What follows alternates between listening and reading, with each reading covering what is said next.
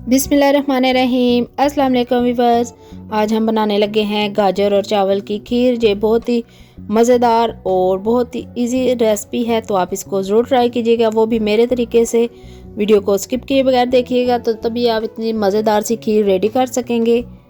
यहाँ पर मैंने आधी प्याली चावल लेके तो इनको भिगो दिया था 4 से 5 घंटे के लिए, और इनको मैंने ब्लेंडर में सिर्फ आधा मिनट के लिए मोटा मोटा इसको बस चला लिया है।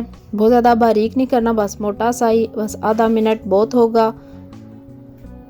तो यहाँ पर मैंने 3 kg दूध ले लिया है, और इसमें अब मैं चावल शामिल कर दूंगी जो कि मैंने ब्लेंड किए हुए हैं। तो सारे चावल आप इसमें शामिल कर दीजिए, और अब हम इनको मिक्स कर लेंगे ताकि गुठलियाँ ना बने। जब तक उबाल आ जाए तो हम इनको मिक्स करते रहेंगे। तो यहाँ पर तकरीबन 5 मिनट हो गए हैं चावल को उबलते हुए। तो ये मेरे पास 1 kg गाजरें हैं, इनको मैंने कद्दूकश कर लिया है, ये शामिल कर देंगे।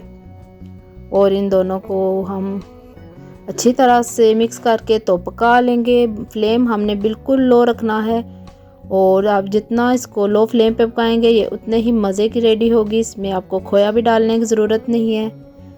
और ये 4 से 5 मैंने सब्ज़ इलायचियाँ छिलकों के समेत ही मोटी मोटी कूट ली हैं, ये खुशबू के लिए आप शामिल कर दीजिए, इससे बहुत अच्छी खुशबू आती है। तो अब हम इसको बिल्कुल लो फ्लेम पे पकने देंगे। तो ये देखिए खीर हमारी बिल्कुल लो फ्लेम पे पक रही है, और इसमें आपको बिल्कुल भी खोया डालने की ज़रूरत नहीं है। ये इसका टेस्ट बिल्कुल खोए की तरह आएगा जब ये लो फ्लेम पे पकती रहेगी। साथ साथ हम इसकी साइडें उतार के इसी के बीच में करते जाएंगे। तो ये देखिए माशाल्लाह से खीर हमारी थिक हो गई है, तकरीबन 2 से 3 घंटे हो गए हैं इसको लो फ्लेम पे पकते हुए। तो अब हमने इसमें 1 कप चीनी शामिल कर दी है, आप अपने टेस्ट के हिसाब से डालिएगा। और बिल्कुल ½ टीस्पून से थोड़ा सा कम हमने इसमें नमक डाल दिया है ताकि टेस्ट बैलेंस हो सके। और इसमें हमने 1 कप घर की मलाई डाल दी है दूध की। अगर आपके पास ना हो तो आप टेट्रा पैक क्रीम भी शामिल कर सकते हैं। तो 1 प्याली मैंने इसमें मलाई की शामिल कर दी है, और इसको हम तकरीबन 5-6 मिनट मज़ीद पका लेंगे। तो खीर हमारी बहुत ही ज़बरदस्त सी रेडी हो गई है। इसको अब हम डिश आउट कर लेते हैं। तो ये खीर बहुत ही मज़ेदार सी रेडी हुई थी। आप जब बनाएंगे तो आपको पता चलेगा कि ये कितनी मज़े की बनती है।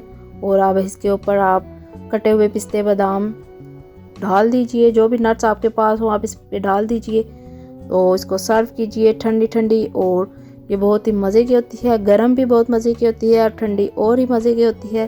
तो आप इसको ज़रूर ट्राई कीजिएगा। मेरे घर वालों को तो ये बहुत ज़्यादा पसंद आई थी। अब देखते हैं कि आपके घर वालों को ये कितनी पसंद आती है। तो आप इसको ज़रूर ट्राई कीजिएगा, वो भी मेरे तरीके से। वीडियो अच्छी लगे तो लाइक करना मत भूलिएगा। नेक्स्ट वीडियो तक अल्लाह हाफिज़।